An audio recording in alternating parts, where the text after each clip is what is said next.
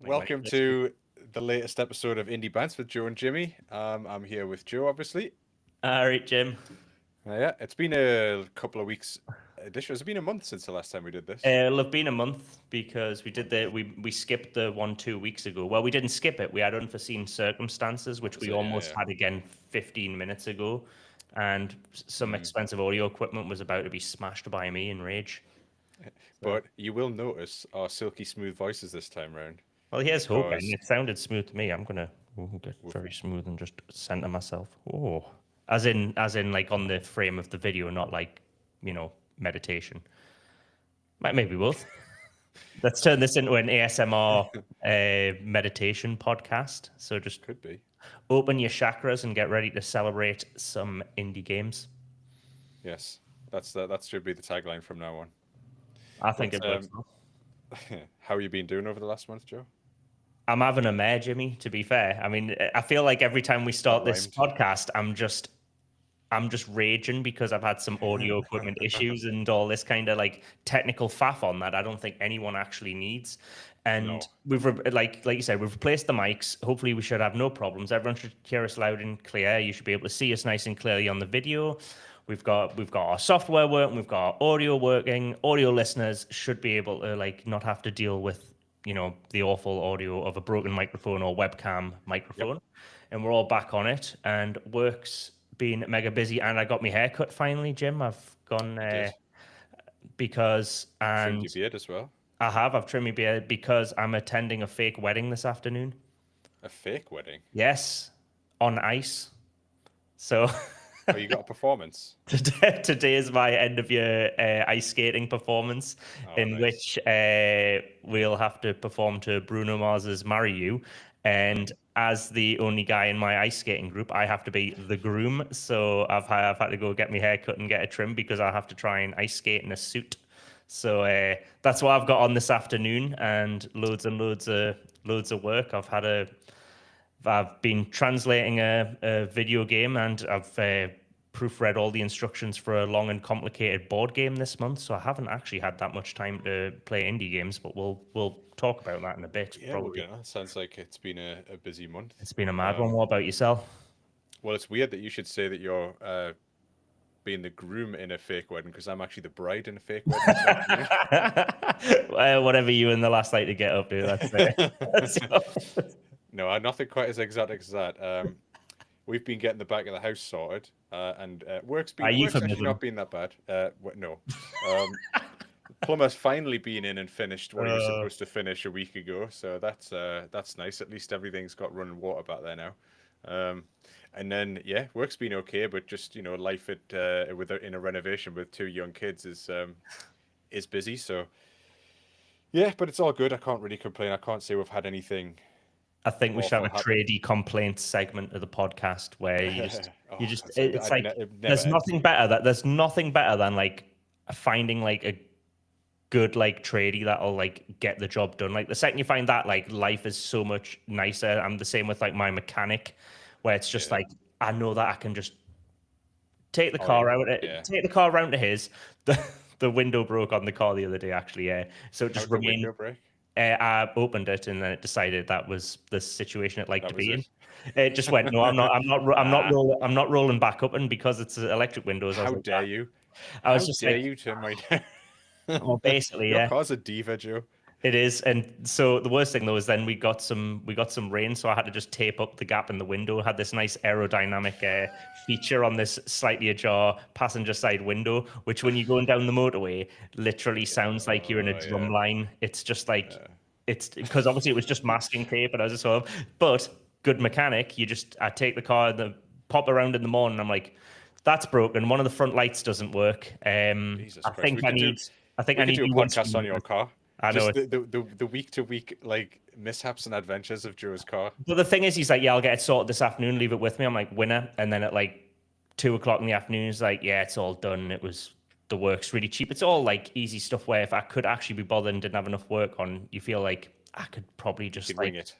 I could wing it and sort it. It's literally a case of like, dodgy contacts and thing. I'm like, I don't have time to do this. So Yeah, yeah. send it round to him and then it's someone else worrying about it rather than me. Whereas like it would be fun, again, if wasn't like completely swamped with work and that to like Yeah. give it a go yourself and go, yeah, I'm Give it a just going go, to yeah. sort out the electrics on my car or whatever. But I'm just like, nah, leave it with an actual professional. But yeah, people like that, totally, totally worth having around. And it's great, the peace of mind having someone who's professional and good. Shite tradies, oh, can it even?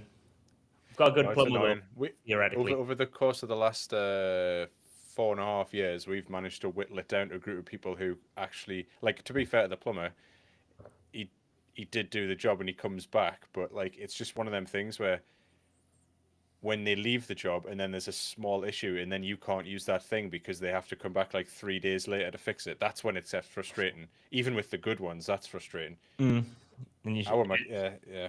Like, fortunately, we have now got a list of competent people that we can rely on, but it has taken 4.5 years of trial and error and idiots coming in and out of the house before we've actually got to that point. So, like, the thing I find annoying about it is if I'm paying someone to come in and do the job, if they've done the job and I think I could have done it to at least that standard, that's when I get annoyed about it as well. Like, I expect someone who's a professional at this thing to do the job better than I could possibly do it myself. I know the time saving is in there as well. Sometimes you're just like, right, I need someone to do this because I just don't have time. But if the quality of the work at the end of it is like, Jesus, I could have done that, like that's when I get quite annoyed as well. but I That's only think happened once or twice I, though. I think obviously I don't mind paying for work that I could do just as well myself if the rates are good. Obviously, I think Yes, that's the yeah. whole different thing. I happily just because there's a lot of things that you just pay people to do because you don't want to, you don't Yeah. want to do them yourself. Yeah. In an ideal world, you go, my time's worth more than this, or I Mm-hmm. don't have the time for it, or whatever, and you just get it sorted. But it's the same. Not to turn this into a lesson or a marketing podcast, but it's the same kind of thing that indie devs should definitely look at. Yes. For Especially if not, they're not not not doing hiring it a at all. plumber, not hiring not hiring Yeah, plumbers and hire all the mechanics. plumbers you need. But in the event that you think there's something that it's not going to be worth your time doing, use your time more wisely and invest in a third party or an outsourced Mm-hmm. professional to do something. I see a lot of indie devs getting some really nice like key art done where it's Mm. like maybe that kind of art style isn't in their wheelhouse. Like maybe they're better at like in-game art, 3D renders, or like pixel art, or whatever Mm-hmm. the art style is.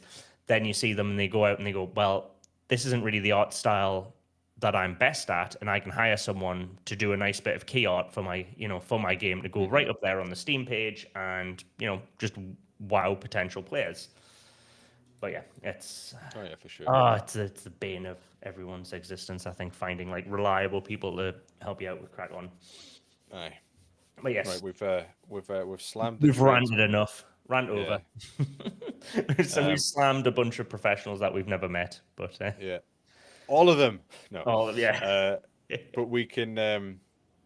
Oh, let's jump into a bit of. Got a little bit of. Well, there's been a few big updates coming out, haven't there? For one major thing that's I think caught everyone. Well, not everyone a bit by surprise. I saw that it got leaked a Not the little people bit working early, there. and it did get leaked like. Is it like a day before on Reddit? I saw loads of Mhm. screenshots, and everyone was like, "Okay, this is about It's to happening. drop," and then it happened like a day later, which was the Oblivion remaster.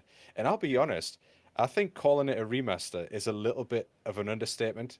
It's not just like when I hear remaster, I think like a reskin and like improved visuals, and Yeah, like that's they've about they've it. polished it. Like they've not Polished built it, anything new. They've just like up-resed some textures and are yeah, like when they clean up old film. Like that's the parallel that I draw in my head. yeah. But like from the looks of this, it's like it's a new game. It's well, not a new game. It's the same Yeah. content, obviously, but like it's the amount they've gone back to rework is fairly impressive, and it looks phenomenal, doesn't it? I mean, let's see, Get some crack up on it because because oh man, I think it looks. I proper glued to the I mean, admittedly, it. promotional I video. don't want to slam the game because it is of its time, but it was doing things where I think the fidelity. For all these years, Oh, Jesus, I'm I've never been the ruler of Jim. my own dreams.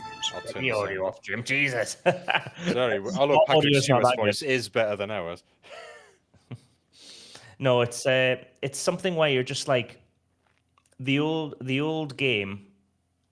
I think like was beyond itself in terms of right, we've got this really nice like fidelity that we can achieve, but there was something about the kind of art style, the character style. There's something very like Goofy. yeah, like all the characters looked kind of like they were in that horrible like uncanny valley bit that they needed to get obviously over that hump, and it's it was of its time. That's how it happened, but they all do look like Erling Haaland. But they do though, don't they? Like every character in do. that has that kind of face, and you're like, even characters you feel shouldn't have that kind of face. Like, they all kind of looked like every character looked a bit like an orc in the even They were non-orc hit in characters. the face with a pan, didn't they? Like, Yes, like yeah, sort of yeah. like squished out face. Like him out of some 41. Yes. It's every character in Oblivion was the love child of Erling Haaland, and what's he called? Something Weebly. Is he called Derek? Derek Weebly. I don't know. I mean, if you That's if what you, they based it on. what's this? I'm looking this up. Sorry. To be fair, like this does look incredible. Like, I mean, if it wasn't like Derek what was it, Wibley. 50 Yeah, Weebly or Wibley. But if it wasn't 60 quid or whatever it is, I'd probably be jumping back into it myself. But it was one of those games I never there's other completed. games to play. It's one of those I never. Skyrim was the first and only of these games that I bothered to do all the main quests because they were quite easy, and the others I just got distracted, and it was only because I played Skyrim to death, and it's like there'd been no real updates to like they hadn't done any other Elder Scrolls games. Like Skyrim, they just let fester. Do you know what I mean? In the sense that they they made it. Nothing new came out. They just threw out another Skyrim on a different platform or a different version. You know what I mean? Like they just like what the same as what they did with Grand Theft Auto 5. Like they released that game and then they're like, you know what? That's been on like 3 different generations of consoles now or something stupid like that. It's one of those things where it's like, and when something's out that long, isn't it? Like when like 6 coming whenever out, something new, it's like like this this arrived before Grand Theft Auto. like Half-Life 3. That was the one for years, and then they did Alex on the VR. But that's one of those things where you just like with it being out there for so long, eventually I have time to go back round and do the main quest. But this is what you know what though? I was upset it wasn't Morrowind. I'm gonna put that out there because I actually always preferred Morrowind to Oblivion. Oh, I don't know, like it might be a time and place thing. I don't know if it's not a better game, but like Morrowind was the first game like that I played. I remember you showed me that game on your PC, at your parents' gaff, like in your older brother's room. Like this is like there's something in like us sitting there, and I think we were maybe playing it when your mom caught us. No, this is not like that. We don't like Morrowind that much. No, when we with certain substances that we maybe shouldn't have had. But that was like just that kind of like era. There's something about like in discovering a game like that where you're like you can just like go and do anything in this game. I'm like no you can't. I mean everyone says that. By far the first game that was the first game I played that had that. It was like holy crap, how big is this world? Like it was a bit overwhelming to be honest. It's just eye opening. But that's it, like and that had nothing to do with the substances being consumed. It was just but that was just. It's always going to have a soft spot for me, just because of that. It looked a little bit like Oblivion was very like what I would consider like high fantasy to look like, whereas Morrowind was quite a bit like gritty and grimy, and it was like a bit sort of dirty and dusky, and it looked a little. So I do think the look. If Morrowind got remastered, I'd probably just because I've literally finished Oblivion playing it like 6 months ago. I actually went back to it and decided to complete it. So I'm probably a lot less likely to jump into this remaster. But if they remastered Morrowind like tomorrow to this level of Oblivion, if they did that, I'd probably buy that. Oh, pretty much straight away, and I'd jump in and play that again. Because annoyingly, I did try Morrowind probably about 9 months ago, and it hasn't aged well because I'm just used to the way that new games play. I hate going back to the old games and feeling like it's too janky and horrible, and so I found it a bit of a struggle to go back to, even though I have very fond memories of playing that game. Skyrim I thought was amazing. So, but that's one of those things. I bet you if I went back to Morrowind, I'd be like, oh, that's not as fun as I thought it was. Though best leveling up system, and I'll die on that hill. Leveling up systems in games should take the choice out of your hands and literally make it a kind of like skills equate to practice. You do the skill, you level up in it, nothing else. Yeah. Not this like this. You pool all your XP together and then you just level up the skill you want to, even though you've never used it because it's too weak and useless. Like they should have that thing where like you're not very good at something when you first start doing it. Like you have to sit there and miss like 90 arrows to kill one shitey little crab, and then you're like, when you get it, you're like, get in, like we've done it. Like now I'm slightly better at archery, like as it should be. You can't just go out and like punch some trees and then come back and be like, right now I'm gonna dip all my skills. I'm gonna just make every skill that I can't be asked to use because they're no good when you rubbish at them, make them good now. And Morrowind had that where you had to run everywhere like across the map to get faster and have more stamina. So you were The other constantly games did have that to a certain extent, though, didn't they? Like if you used block a lot, you would upgrade your block skill. If you did have that, didn't it? The other ones. I might be thinking of Skyrim where that had it wasn't direct. You had some like overarching skills or qualities that I think you could funnel experience into. So like your overall like swordsmanship was denoted by like strength or something like that. I can't remember, but it wasn't directly linked. You could just up skills that you didn't use, which is the the complaint I have about the whole thing. Yeah. But it does look good, and it was cool. Actually, tell you what I really liked about it, which I'd love to see come back to games in general, was when they announced it in the video, they also said you can download it now. None of this like we're announcing this. Basically they've realized the mistake they made with Elder Scrolls 6 by announcing that like 7 years ago or whatever it was, and there's still no sign of it. It's like, come on, let's not be announcing things before they're nearly ready to actually play it, because we'll go sit here and then we're just going to get the fatigue of like, oh yeah, that When's it game coming out? never coming out. It's been But it's like ages. don't put the Still just kids got in that the one car and then screenshot. be like, I'm going to Disney. And they're like, yeah, and you're like, oh yeah, but I totally forgot we're driving from the northeast and we've got to drive down to Paris or whatever. We've got to walk there. Yeah. But It's so like I think they've learned from their mistake, but I did quite like that. I don't necessarily need things to be announced and then released on the same day, but it's remember this back whole when hype train though, isn't it? Everyone wants to you build used this to hype get train. you'd get this like message from the company or in a magazine or something years ago, and there might be a demo in the magazine, and then it'd be like the game's coming in like summer this year, or you think, oh, I've got a few months to wait, and then the game's going to be out. It was never mentioned like years in advance that this thing was going to come along. Though you can only do this if you are someone like Bethesda.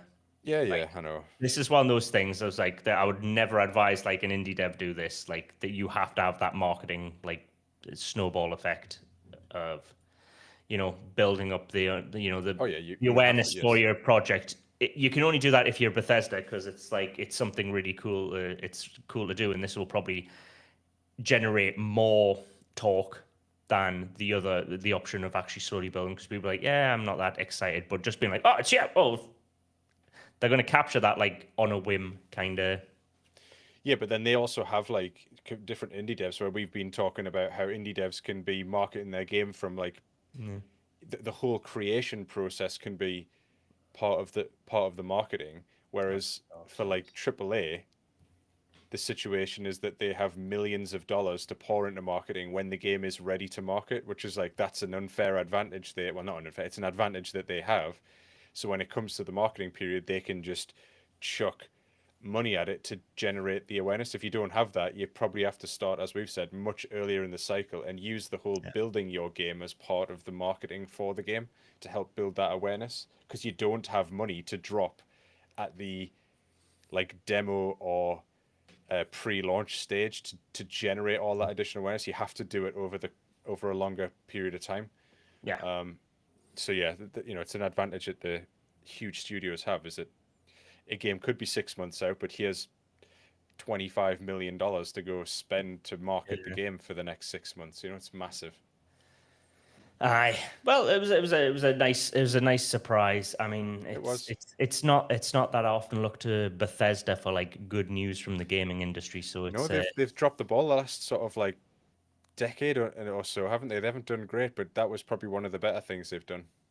Yeah, I absolutely. remember when they were like the go-to of like, Good companies. yeah, good companies, high quality games. It was like the 2000s, 2000 to like 2012 was like Bethesda was this, oh, what a great company. Like they're doing great, they're putting out great games, they're marketing them right, they're not over promising anything and under delivering. If anything, it's the other way around. And then the last decade has been just like the opposite of that, it feels like. What was the one that I think it was Fallout 4, because Skyrim was excellent, and then Fallout 4 was Bit of a dip. that was the one where, because that came out a really buggy mess, didn't it? And I think that just tarnished. And they didn't do like the No Man's Sky thing of like, I mean, they probably did, but they didn't get as much credit for it. Obviously there Or were they're going updates, back and repairing it. but I I think think it is a I they think it's a did. fairly But reasonable it's not game in the now. way that No Man's Sky did. Like No Man's Sky, like kind of rebuilt that game. Like it's so different did, from yeah. what the original version is. Whereas I think Fallout 4 is, from my understanding, they just kind of fixed some of bugs. the bugs, and not all of them. But whatever, that's is what it is, and they've just had a few years of that. Was it Fallout 76 kind of fell on its The arse quite a online bit, one, didn't yeah, it? it's like, yeah, that was. I mean, that was as I didn't mind it. That was just as playable as any other Fallout game. But also, I would just happily just have most of the online stuff taken out of that. I just want a Just play a Fallout game. Fallout game. Yeah. I just want to play a Fallout game with me mates. That's it. Like Yeah.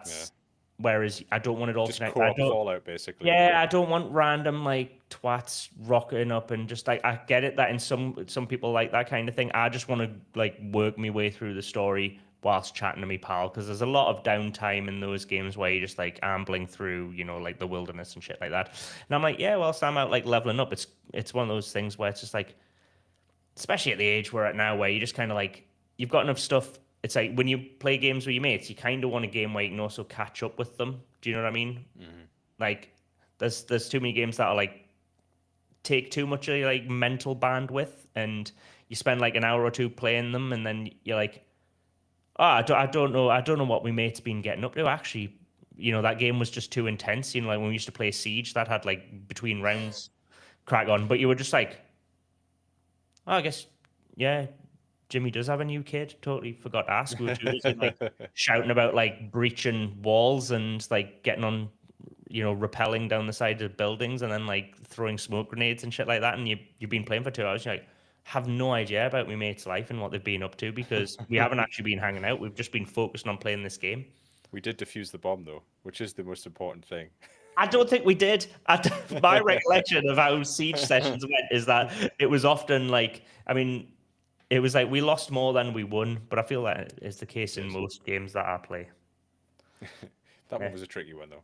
But Yeah. yes, we've also got something else we'd like to have a bit of a chat about, which is me and Joe started chatting about this because I noticed something. I'm not going to call it out because I don't think it's the I right thing was to gonna do, but say it started a conversation with us about the issues sometimes that particularly indie games can suffer from, where you're balancing a lot of the times between the very, very fine line between games that are inspired by other games or games that were played in the youth or current popular games, whatever it is, and games that unfortunately I think take a step over that line and become just flagrant Rip-offs. rip-offs of a game, whether that's stealing the art style to try and appeal to an audience who might associate that art style with that game and then buy the game and realize it's nothing to do with it, and or the other way is just literally creating almost a copy of the game but in a slightly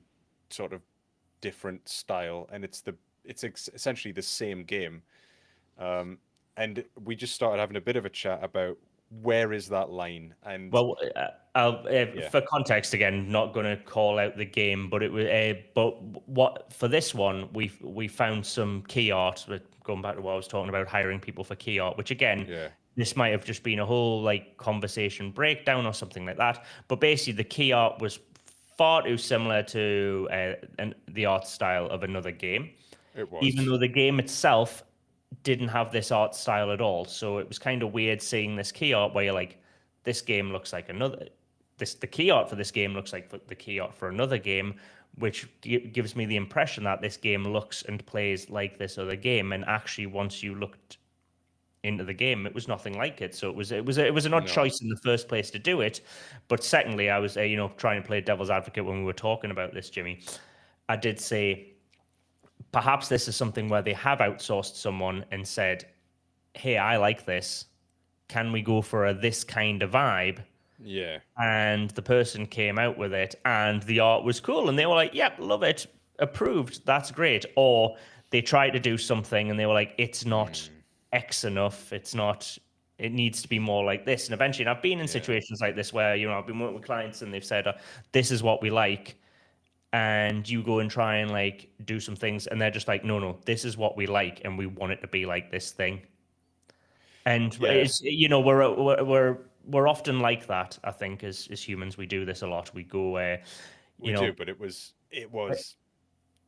was so close to the art I style know of the I've game had, that I I've was had like thinking of. I've built websites for clients, and it's like literally they're just like, I just want this other competitor's website, but with like our colors on it. Like I want the layout and everything is exactly the same, but with our You said that's where people are getting confused between thinking that like that is the reason that that's successful, which is Yes, like yeah, so much more that's to it. not what it is. There's so much more to it than that. Like you can't just take the visuals or the art style of a particularly successful game and decide if we do that, we might get a measure of that success. Like, no, you won't. That's No. not what's going to happen. If anything, it'll start conversations like what we had, where I looked at it, I genuinely thought it was an update from the game that Yeah. I know, and it wasn't. And I thought, oh dear me, that's way too Now much of you a feel rip-off. That. misled. Yeah, that's the thing. Yes, Well, that's why trademarks exist exactly. and Yeah, stuff I like mean, I that. can Like, imagine they might be getting if that project was maybe a little bit more popular than it looks to be. I imagine there would have been.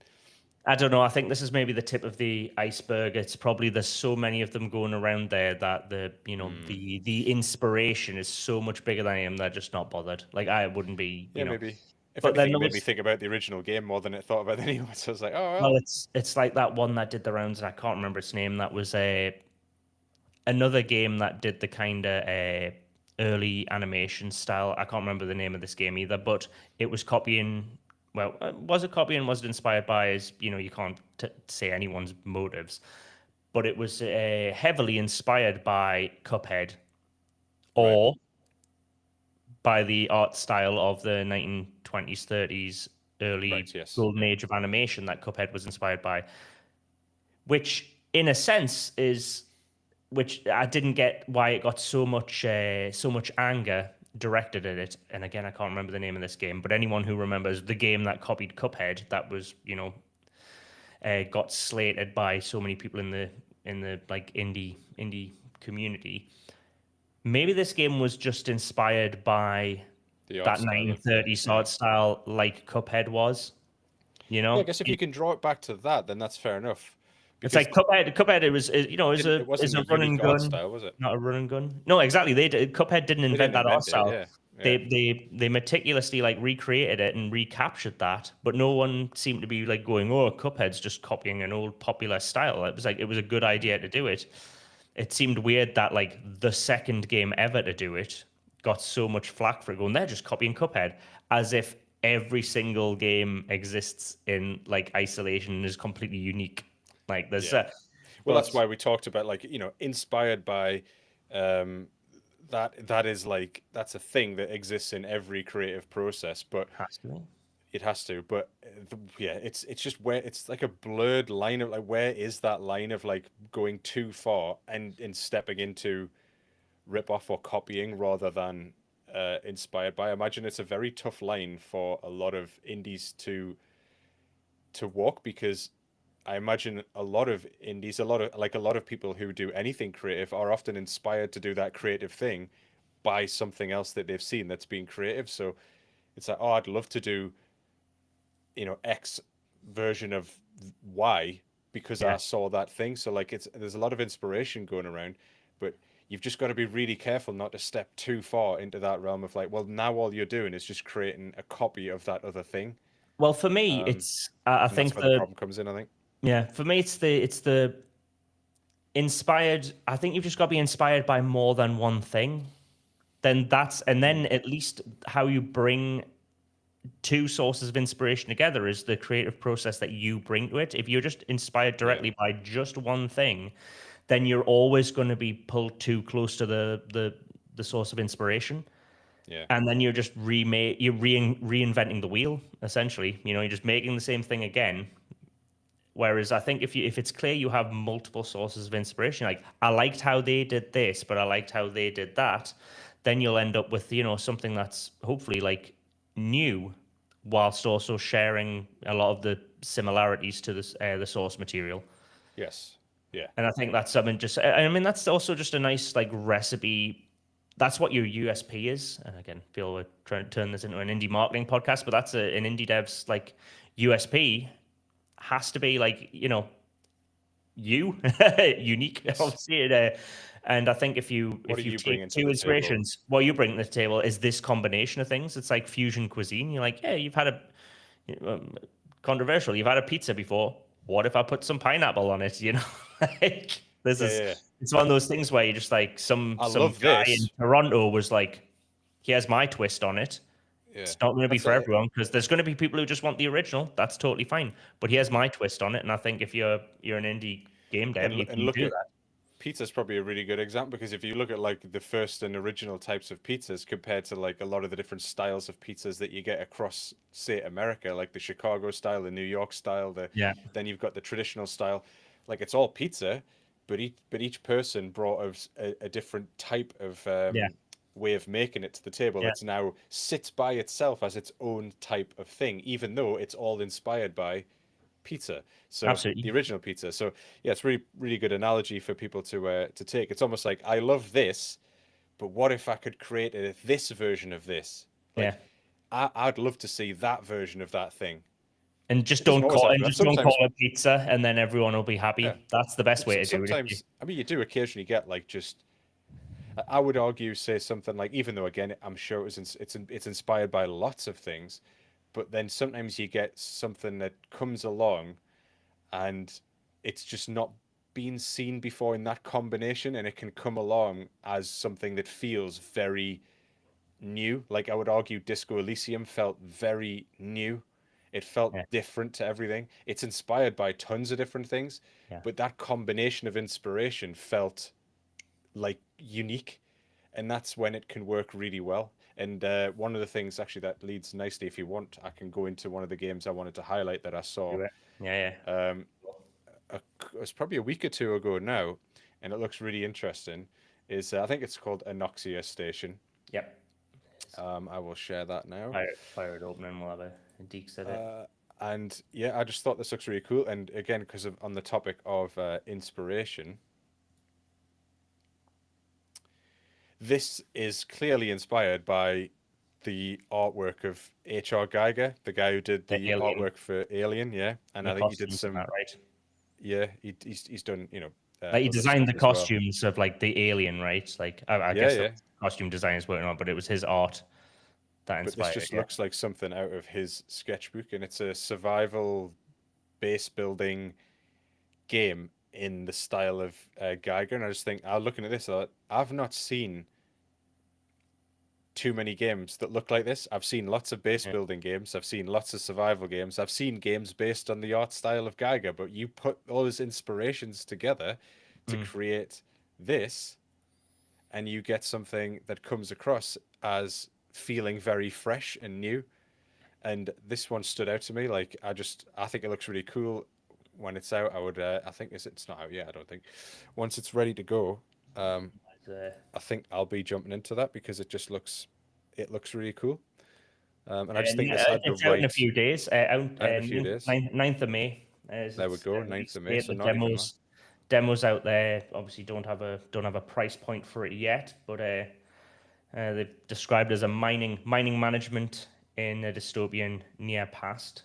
Don't know how Yeah, that I think works. it's 1988 or something like that. Ah, right. Okay, that's how it's in. Yeah, so it's set in the yeah. I kind of get that. I was like, I don't understand how you can have a near past, but yeah, I get it now. Sorry, my brain was just like, you can't go that. That's not the way time goes. Time's an arrow. It goes in. It goes in I this. just thought, like, based on our conversation, that just had the right mix of clear inspirations, but in a new, like the recipes are new, you know. No, the dish is new. The recipe is like inspired by. Well, the recipe and the dish is new. That's the thing. You change Yeah, I guess change so. the Yeah, recipe and yeah. do It's a that. new type of pizza. Yeah, that's it. That's what we'll coin. We'll coin that Just term. don't It's a call new it type of just don't pizza. call it a pizza. That's the thing. That's Yeah. the only thing. That's I think about 90% of arguments are just nomenclature. Like people are just irritated by they have an understanding of what one word means, and then someone else Mm. uses it in a slightly different way, and they get upset. So you just go, Well, "Oh, tell this you, is a pizza," and they're like, "Pizzas aren't like that," and this is this, and you're like, "Oh, you know what? If we just said this isn't called a pizza anymore, we're just going to call this a Chicago pie." Chicago pie. Then That's it. pie Yeah, lovers would be like, "That's not a pie." You know what I mean? So you just yeah. need it. That's You not a need a pie. new That's a word. pizza. Yeah, Well, it's like, Tim Hortons, the Canadian oh dear, brand, they have quite well known for their bagels and their coffee and stuff and their donuts. and Branched Timbits. out into flatbreads, and those flatbreads are it's pizza. Yeah, Like that's it. it's cheese and toppings on bread. It's pizza, and but they call them flatbreads, so they've avoided the pizza market by calling it a That's flatbread. smart. But we've got a pizza plate, well, a pizzeria just around the corner from us that sells pizzas with INSA at the end, Mm. which are apparently a thing and also not a thing. They're just It's a Pokemon, isn't it? Rome style flatbread things, which have all the toppings of a pizza. If you were making a Yeah. pizza, like, or we might call them like sourdough pizzas and stuff like that. You see them all over the Mm. state, but just don't call them pizzas, and then no one gets upset. And yeah, there's though to move on to the game I want to talk about, which is a kind of weird segue. The third one actually in my list, but it felt kind of linked to Anoxia Station. Bear and Breakfast. I think this was a free game on Epic a while back, and I was like, oh, I've never been so like not upset or wronged, but it's just. Uh, I didn't get into it. I haven't given it the time it needs. To be fair, I've done the old 90-second Firefly test on it, which is this is when you watch the first like minute of a show and decide the entire thing is not for you, as some friends of ours did upon being recommended the series Firefly, which we said was very good, and they were like watched the first scene of it and thought it was rubbish. And I'm like, you didn't even give one episode ago. Come on, I think you've missed a chance here. So that's where I'm You've at definitely with missed Pair it. and Breakfast. Like I literally jumped into it and genuinely thought I was going to be straight into the management stuff. I was like, oh, cool. I love a little management sim, roller coaster tycoon, Yeah, yeah. theme park, theme hospital, all these kind of things. And as you can see from like the trailer, if you're joining us on the video, it's got that kind of thing. However, the opening has you doing a lot of walking around, more like action RPG kind of stuff. And I'm like, I just wanted to start like, I honestly thought it was going to be like point and click. Like I'm just Mm. going to click and I'm going to plonk things down and do that. I don't want to like walk the bear around at the minute, where you play as a bear that runs a bed and breakfast essentially, which, I think it's definitely worth some more time. I do want to, give it the time it deserves, because it's well rated. It's a few years old now, and it seems like the kind of thing where I'm like, yeah, I love that. There was a one I played, a indie game played a few years ago called Hive Time, where you manage a beehive, but it's a colony management sim where All right. you're the Yeah. queen bee. That game was really cool as well. So you build the different hexagons of your base, which is the beehive, and you put different like workers and specialist bees, and it's a population management sim kind of thing. And I was like, since I like that kind of thing, I was like, this one will be fun. I like a little twist on that. But too much walking at the start meant I didn't actually get onto any base building. I'm like, I don't want Mm. exposition. I really want to jump in with the building and then maybe lure me in. Like for me, it was the wrong way around. I was like, I thought I was in for a management sim. Why am I getting exposition? Whereas, there's some players that would probably prefer that. They'll be lured in from the story and then get into the like base building management sim kind of But crack it on. does. Yeah. I think one of the issues there is Looks obviously from the lovely. trailer, it doesn't. It makes it look like you go straight into the management Yes, side of things. So like, yeah, maybe a little bit exactly. misleading on the trailer. I mean, there's a lot of games that do that, but like I was saying, and with the limited time I've had to play any games, I didn't get to give this one the time it deserved. But I thought it was worth a mention, because it is one that I'm definitely going to go back to when I have some free time, because it feels kind of chill. And after all the work I've had on, I kind of want like a little chill Bit of a game chill and game. Yeah. get the get the week off as well. I've got some others as well that I have been playing. I'm saying I've Mhm. been busy. I did have some stuff that was I was going to talk about last podcast anyway. So why not talk about them now? But Bad North Jotun Edition. This is a game I think you've wanted to play for a while as well. So if you Yeah, haven't it's a game I had a really need go, to jump into. I highly don't know why. highly recommend it. Yeah. Though my story with it is so to explain it, it's kind of like a really like miniature version of like an RTS. I think they've called it a real time tactics roguelike. But the way I feel is like if you stripped away like Command and Conquer or like the early what were the Warhammer ones called that were like we used to love those. Played the first and second ones like Oh, online. Dawn of War. Yeah. Dawn of War, yeah. So like Yeah. the Warhammer Dawn of War series. It's like halfway. It felt like halfway between that and Command and Conquer. Like you don't have the base building. Mm. You're not like Whereas Dawn of War just gave you the units and that was what you had for the whole like mission. Do you know what I mean? Like they were like those CNC missions where you couldn't build anything, which I always hated as a kid because if you got your guys killed, you couldn't just rebuild. Oh, Whereas yeah. I like to send wave after wave of men to their to their peril. So gives you like 3 or 4 units, and you just defend a very tiny island being bombarded Yes. by Yeah. like Vikings, and it's great, and it's like visually it's very simple and very cute, and just like and it's very like visceral. It's got a great feel to it. Like when the guys are getting hit by the arrows, they get the knockback like feels good. Like everything in it feels mint. Like loved it playing it, and like between missions, you like missions or levels or whatever you want to call them, you get like upgrades and you build up your guys. So it's got that kind of like XCOM vibe to it as well. In XCOM where like you'd go back to the spaceship and you'd upgrade your guys and give them new Yeah. weapons Yeah. and stuff like that. Based on the like gold you get in every level. So every level, like at the end, there's like you got this much gold for like how many guys you killed, how many of your buildings were left over at the end, all this stuff. And I was playing through it and doing a little campaign. It was going nicely, and you have this like route. The campaign like has like a bit like in early C&C where you could choose which territory was the next one you were moving into, and there were some branching elements to the story. It has that, and you can choose which bit you move across into. And I was doing great and hadn't lost any units or whatever, and I'd moved onto this island, and you go from island to island, and then it just goes bam, this island that you're not even on anymore got took over and you're dead. And that's your game over. Like you're like 20 levels back in the past now. And I'm like, wait, what? What do you mean? Like, how is that like game over? I was like, there's obviously a reasoning for it. And you're supposedly meant to like, I don't know, maybe defend these islands. I didn't see how you could go back and defend them. And to me, I was just like, oh, I was raging, Jim. Like I was more angry than I was at like this microphone before we jumped on here because Yeah. I was just like I didn't That wasn't clear understand. enough. Yeah. I was just like, yeah, just let us know. Like, just tell us that this thing could be destroyed and it could just wipe out like an hour's worth of work. I'm like, I don't have time for this shit. I was really enjoying this game. Yeah. And I'm happy for games to be brutal and like to just have you lose like that. But I like to know why. I was like, I didn't know this was a mechanic that was even in the game. I didn't know You know any of what? these. That You know what I mean? That's Like, totally reminded me of there was I'm sure we spoke about this with one of the XCOM games.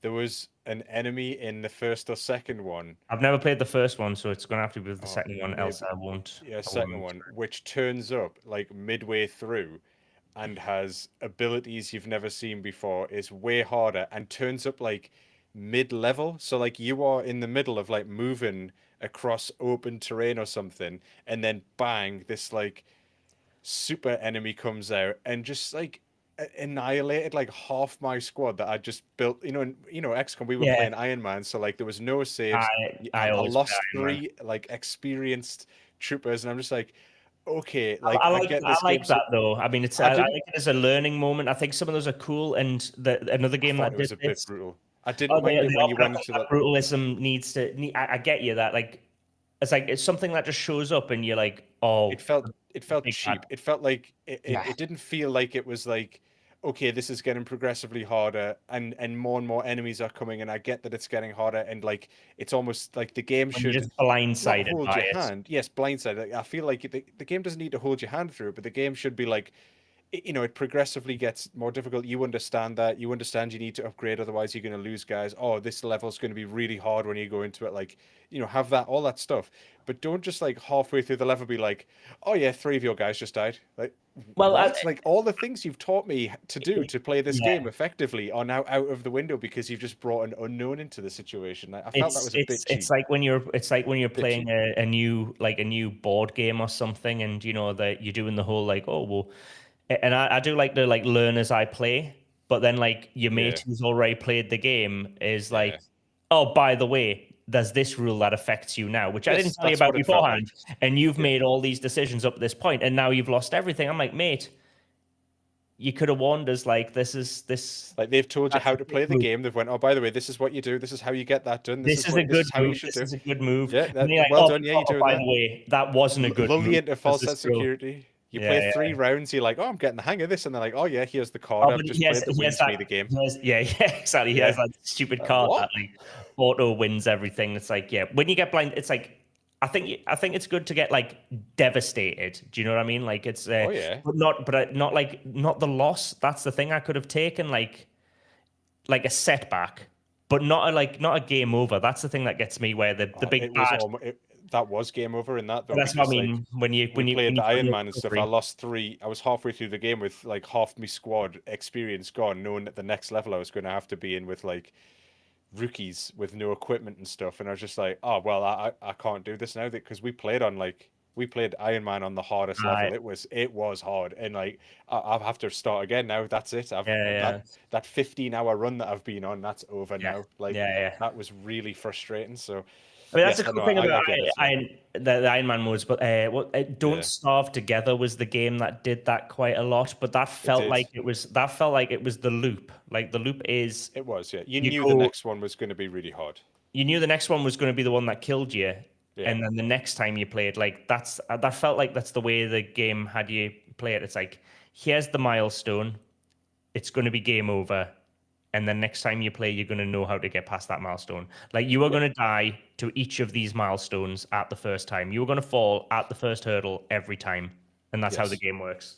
It throws in That's something okay. I new don't mind that that. you're completely unprepared for. And that's the whole point of the game. That's how it extends its life cycle. Like the first big boss arrives and you will die. And the next time you play, you'll prepare for that big boss. But the second big boss is going to come along and you will die. And then you'll know what you'll need Yeah, for both of those, and like, that'll happen over and over until like you'll never get through a boss on the first try in that like Don't Starve Together game or whatever you want to call them. These like events that yeah, happen. events, That's the yeah. kind of thing. But with something like that, and that's kind of fun of Iron Man. But I don't think games like Bad North and XCOM are the kind that can, even if you are playing like the Iron Man mode, that can just throw in a big bad, or at least not throw in a big bad that you can't just gnash off from or something, and just go like have a kind of like this is you're going to sustain losses, but you're going to cut your losses now. That's how you're going to do it. The game is going to throw you a curveball, and you're going to get a strike, but you're not going to be out. You know what? Actually, you know what game? It's just given which did this quite well. Do you remember the game Dynasty Warriors? Yeah. Sort of the sort of like mass button mashing. Yeah, there's like a million of them now. Yeah, button mash and Yeah. swing swords around, and you kill like 300 people in 10 minutes, and then that's the level. Yeah. So right, there was almost like a boss in that. I'm gonna get the game wrong. I'm sure it was called Lu Bu. Lu Bu, right? He was like almost invincible in the game. Really, really hard, right? Now there's a level where there's a possibility you can run into him. And if you try and fight him, Does the game make there's a that very clear? strong possibility he's going to beat you because Yeah. he's really difficult to play. Unless depends on which setting you're playing the game on, Right, obviously. yeah. But even on easy, he's way beyond your skills. So unless you're very good at the game and you've learned how to fight him, your chances are if you engage him, you're going to die. But you do have the option to not do that. So that's like, right, fine. That means if I decide to do it, I know I'm taking all the risk. If I lose the game, it's kind of my fault. But if that game forced you to fight him at a certain point and then ended the game, then you'd feel really hard done by. So Yeah. that's where I think they've got to find the balance with things like what you're saying with Bad North, and what I think, to be fair, XCOM it was one mission that it was just, just a poorly thought out moment. That's all it was. But if you cannot do that, can you? You cannot be like, oh, we've set the rules, we've told you how to do this, and then Psych, there's a oh secret rule you never heard of. yeah, bang, you didn't see that. Now you've lost the game. Like what? Yeah. What? Ah, well, but yeah, it also depends on the kind of like game experience that they're looking for as well, because in certain games that like I said in Don't Starve, that felt like it was part of the fun of it, like. Yeah, And like but you knew what you were getting into, though.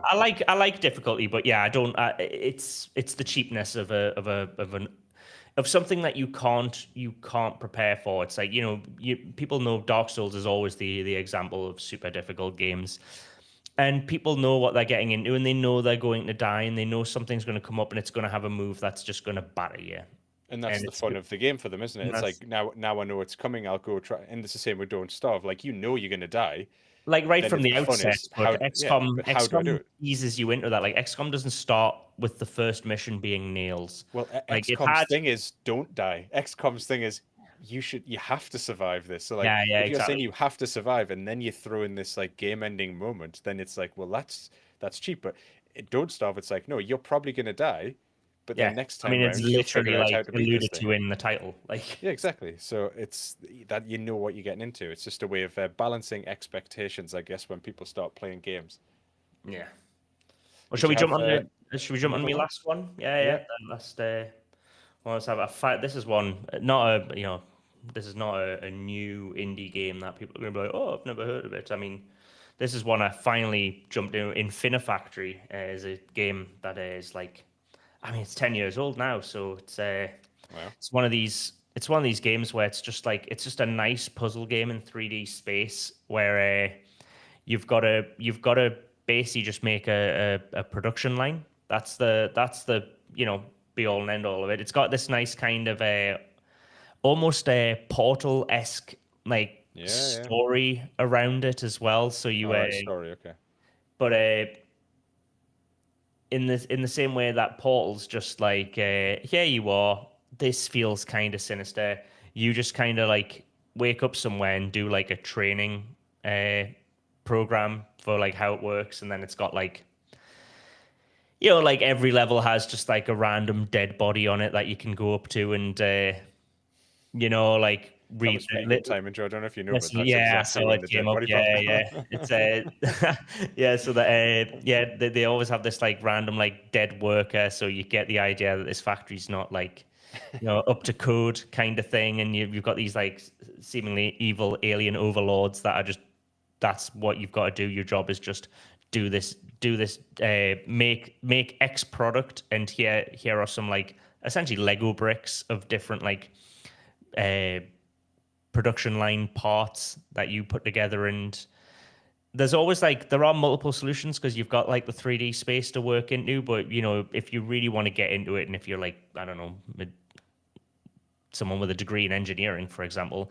it is something where you could like optimize, because at the end of every level it gives you like a graph of like how you've done in terms of like percentiles, and is your thing as optimal as it could be, or is there a better way to make this production line work, to make it like make X number of products in fewer cycles, or use fewer bits, or assemble the thing in fewer steps? It's if you liked like Lego and Meccano and Kinects and that kind of stuff like growing up, it's definitely one of these games that where you'll just be like, this is great fun. That scratches that weird itch in the back of my brain for like a nicely finished project. Do you know what I mean? Like, Yeah. and it's but it's also one of these ones where I think, and again, like I said, I haven't played loads of this just due to time constraints, but like I did a good number of levels on it, and it's one of those things where I'm like, I know this is going to get like mega difficult. This is one of those things where it's like putting together the most complicated bit of IKEA furniture and you're missing half the bits in the instructions. Like you're just like, oh no, why doesn't my grill look like that? And then Yeah. it's like, the grill? What? Yeah, it's one of those things where I know it's like you're gonna have some of the levels where you're just gonna be like smacking your head against the wall, and you're gonna want to like look up a solution video on YouTube, and I never do because I hate that. I hate doing that. It like takes all the joy out of it for me. I'm like, I want to solve it myself. But then there's other games where I think they're actually enhanced by this. So there's like for example, Transport Tycoon and Open Transport Tycoon, which is the community-made version of that. In that, there's like a whole community and there's websites, and they have like things where like here's some effective like railway junctions you could put in your thing, and I'm like, that's not cheating because that's not like a solution to a thing. Obviously, it is a solution, but you get me. It's not like an insta win. Like whereas on Infinifactory, if you just looked up a working production Right, line okay. for X level, that's just giving you the answer, and finding the answer is part of it. Whereas me learning some skills in different like railway configurations to make more effective railway networks in Transport Tycoon is something where I feel like community answers and like videos and stuff like that are actually like, make the game better. Whereas looking up answers in a puzzle game feels like you've kind of gone against what the game's trying to offer you. So I wouldn't do that, but I know there is going to be some points where I'm going to want to like put my head through the screen, trying to solve some of these because they're going to just be beyond me. And it might even be the point where I drop off it because I do know that I like puzzles, as much as the next person. Maybe a little bit more. I think I have an above average fondness for puzzles, but I'm not like no, but I'm not like one of these like out and out puzzle lovers. Like I am just like, if you've ever played Myst or those kind of like those are the games where I can get frustrated very quickly, and you're just like there's a certain point I'm like I like puzzles. I like them to be a bit difficult, but there is a gruesome level of difficulty that puzzles can have where you're just like, nah, I'm not I doing don't love that. this enough. Yeah. Yeah, I don't love it that much. Yeah. And Yeah.